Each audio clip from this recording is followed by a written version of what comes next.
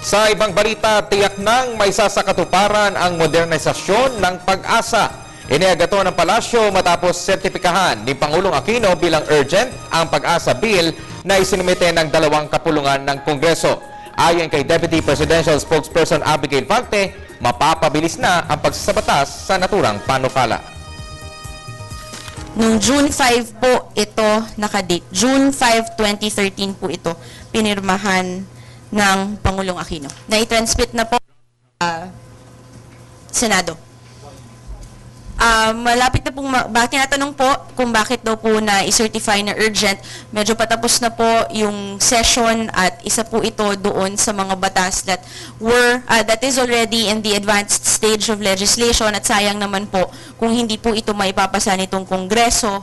At importante po itong batas na ito because it provides for the modernization of Pag-asa. This is something that we sorely need at kailangan po yung mga pondo para naman po doon sa, as you know, we're putting in rain gauges in different in different locations to help us determine yung mga level of water in certain places.